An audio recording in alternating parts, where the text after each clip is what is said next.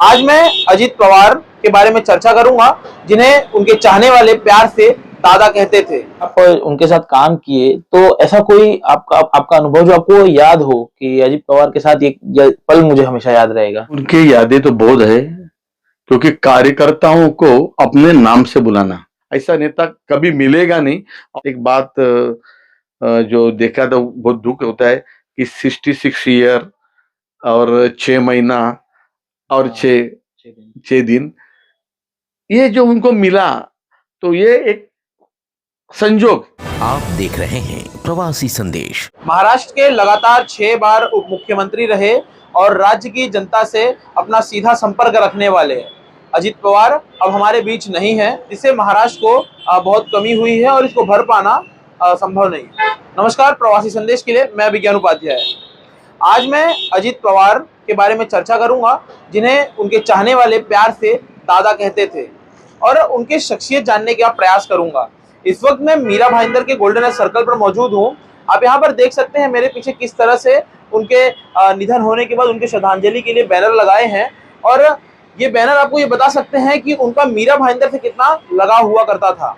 और अजीत पवार का एक खास बात यह है कि अजीत पवार जी खुद लोगों से अपना सीधा संपर्क रखते थे, और आज हम उनके बारे में, उनकी शख्सियत जानने के लिए हम उनके साथ जो उनके नेतृत्व में काम किए हैं, और जब महाराष्ट्र में एनसीपी की सत्ता हुआ करती थी तो उनके साथ कई सारे लोग काम किए, हम उनसे बात करेंगे और ये जानेंगे कि अजीत पवार दादा को लोग किस तरह से काम करते हुए देखते थे और उनकी जो कार्यशैली थी वो किस तरह से थी। आइए हम आपको दिखाते हैं।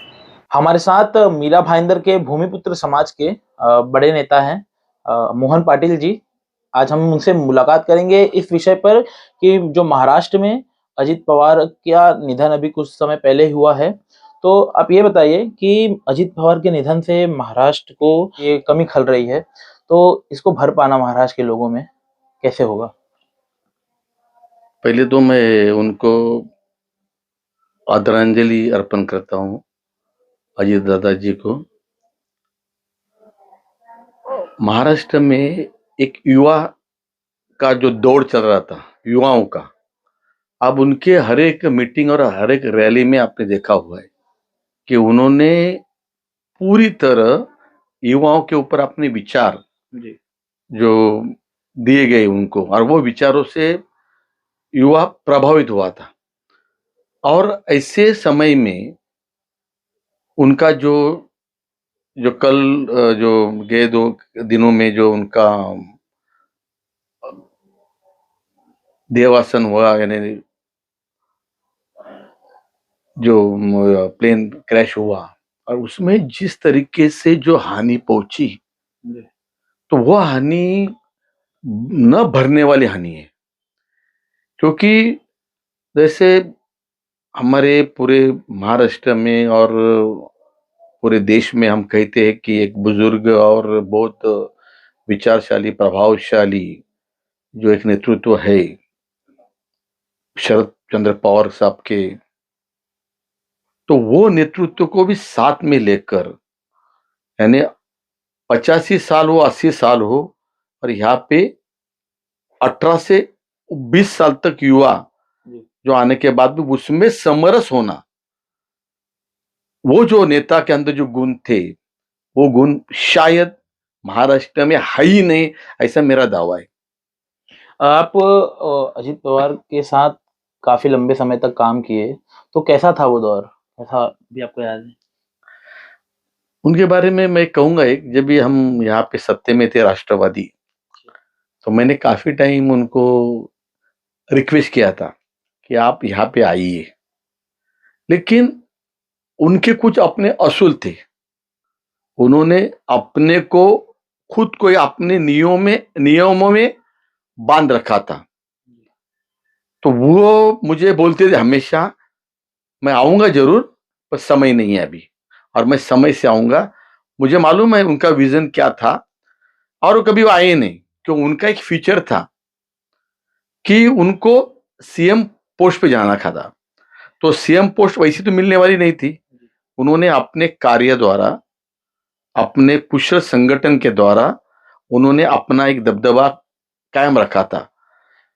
पार्टी स्प्लिट होने से पहले भी पहला ऑफिस जो बना होगा सब पार्टियों महाराष्ट्र में, तो राष्ट्रवादी का ऑफिस जो पहला बना, पूरी तरह कंप्यूटराइज संगणकीकरण का ऑफिस जो बनाया, वहां पे मुलाकातें होती थी, वहां पे मीडिया आता था, वहां पे सब एक वॉर रूम उन्होंने जो बना के रखा था।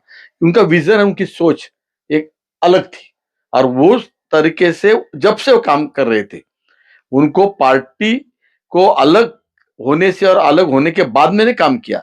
जब भी दोनों पार्टी एक थी, तो वो दोनों पार्टी एक के साथ में उन्होंने अपना दबदबा वहां पे बनाया था, जिससे सब लोग पार्टी को जब भी अलग जाने का था और अलग रास्ता पकड़ने था, तो उनको किसी को बुलाना नहीं पड़ा।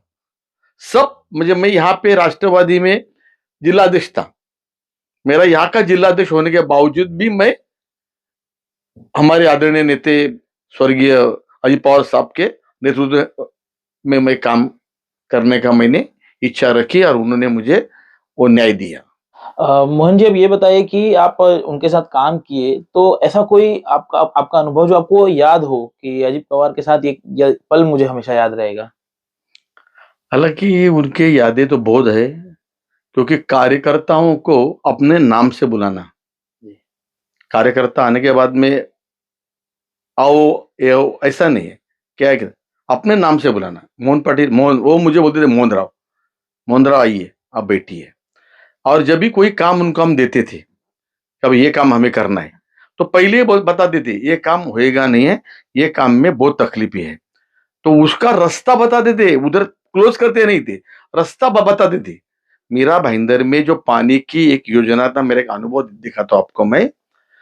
हमको पहला पानी स्टेम से आता था, और वो पानी आने के बाद में मीरा भाईंदर में उस दौर में 2003-2005 के दौर में पानी की बहुत कमियां थी। तो जब भी हमें पानी का एक मीटिंग लगाना था, तो हमने साहब को बोल दिया, और उन्होंने एक मीटिंग अपने मंत्रालय के दालन में लगाई। तो उन्होंने मीटिंग का टाइम दिया हमें कि आप 7:30 बजे आइए। तो मैं उनको बताया कि 7:30 बजे शाम को, 7:30 बजे सुबह। तो सुबह 7:30 बजे बुलाया, और उसके बाद में जो जितने इंजीनियर थे, हाइड्रोलिक इंजीनियर, पानी के जो जल सिंचन वाले, सब अधिकारियों को, उन्होंने आईएएस अधिकारियों को बुलाया। तो उन्होंने बोला कि मीरा भाईंदर के लिए मुझे पानी चाहिए, उनको पानी की कमी हो रही है।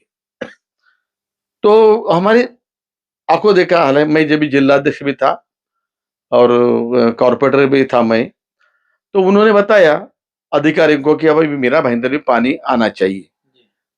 तो उन्होंने, अधिकारियों ने उनको बताया कि पानी अपन यहां से कम करके यहां पानी अपन दे सकते हैं। मैं ऐसा एक नेता मैंने देखा जो सामने आईएएस ऑफिसर है, और आईएएस ऑफिसर को उन्होंने बताया कि आप सुबह क्या पी के आए। आईएएस ऑफिसर को बताया उन्होंने। अभी उसका मतलब अपन दोनों तरफ से निकल सकता है, क्या पी के आए।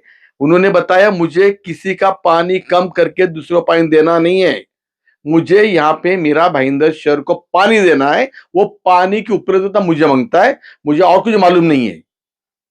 मुझे कितनी सोच, मुझे हम क्या बताएंगे, इधर का पानी, ये डैम का पानी ये डैम में डालेंगे, और फिर अपन इनको पानी का आपूर्ति करेंगे, और उनको पानी कम रहेगी, तो मीनिंग नहीं है। तो ये सोच रखने वाले नेता, ये मेरा बहुत उनका एक्सपीरियंस ऐसा है कि इतने बड़े जो सामने आईएएस ऑफिसर था, उनको उन्होंने डांट जो दी, और ऐसी डांट दी कि दोबारा वो ऐसी बात नहीं कर सकते। तो उधर हमको पानी मिला, मुझे एमआईडी से पानी का जो वर्गीकरण करने का था, तो उन्होंने बताया जिस तरीके से। तो ऐसे बहुत अनुभव उनके हैं। मीरा भाईंदर में हमें कोई भी यहाँ पे एक अधिकारी जो मांगता हमें, वो भले वो कॉर्पोरेशन के हिसाब से हो, या पुलिस अधिकारी के हिसाब से हो, या और कोई, तो कोई भी अधिकारी का आदान प्रदान होता था। तो यहाँ पे जो कोई अधिकारी का प्रदान हुआ, तो वो अधिकारी को जो सामने जो बदली होते हैं, उनको भी अच्छी तरह अलग पोस्ट पे बैठा के वो भी हैप्पी, और इधर वो आने वाला भी हैप्पी, और इस शहर की जनता भी हैप्पी। इसी तरह काम करने का उनका तरीका था। उनके इतने अनुभव में मैं बताऊंगा कि ये अनुभव बताते बताते अपने को समय निकल जाएगा। तो ऐसा विजन और डिजायर दोनों साथ में था। मुझे एक इच्छा शक्ति प्रकट करके ये होना चाहिए और उसको पूरा करने का जो उनके पास जो विजन था, ऐसा नेता कभी मिलेगा नहीं। और मुझे लगता है शायद कि हमें ऐसा नेता होना चाहिए, लेकिन वो शायद दिखता नहीं है हमें। और इतने अभी उनका अभी हमने सबसे एक बात जो देखा था, बहुत दुख होता है कि 66 ईयर और 6 महीना और 6 दिन ये जो उनको मिला, तो ये एक संजोग। मुझे कहने का मतलब है कि 66 उम्र उनकी नहीं लग रही थी। वो 21 साल के युवा नौजवान है, इसी तरह काम कर रहे थे। तो नेताओं को अपन जवान है, अपन नवयुवक है और हम युवाओं के साथ में, यार युवा मेरे साथ में जुड़े, ऐसा काम करने का तरीका था। इसीलिए उनके पास युवाओं की भीड़ लगी रही थी। तो इसको सही तरह मुझे श्रद्धांजलि समर्पित करना, यह हमारे ऊपर जो आज जिम्मेदारी आई, ऐसी जिम्मेदारी आना नहीं चाहिए था। और आज का जो भविष्य है वो युवाओं का भविष्य किधर भटक रहा है। अभी देखो स्पोर्ट्स में भी सब जगह वो ये है, अध्यक्ष है। कई शुगर फैक्ट्रियों में भी उन्होंने, शुगर फैक्ट्री क्यों बनता है, तो वहां के लोगों को रोजगार मिलना चाहिए, वहां पे रोजगार मिलकर वहां पे व्यापार बढ़ना चाहिए, वो सोच के हिसाब से उन्होंने अभी हालांकि एक चुनाव में बोला कि मुझे वो शुगर फैक्ट्री में मुझे मेंबर बनना है, डीसीएम है, लेकिन सोच क्या है कि नीचे का फाउंडेशन मजबूत होने के बाद में उसके ऊपर इमारत जो बनती है, बिल्डिंग वो मजबूत बनती है। ये उनसे सीखने की बात है। देखिए, अजित पवार जी तो चले गए, लेकिन उनके साथ उनकी जो कार्यशैली थी, वो किस तरह से काम करते थे, किस तरह से राजनीति में लोगों को जोड़ के रखते थे, वो तो वही बता पाएंगे जो उनके साथ काम किए थे। इसलिए आज हम आपको ऐसे ही कुछ लोग से मिला रहे हैं। प्रवासी संदेश को लाइक करें, शेयर करें, कमेंट करें, सब्सक्राइब करें और बेल आइकन जरूर दबाएं।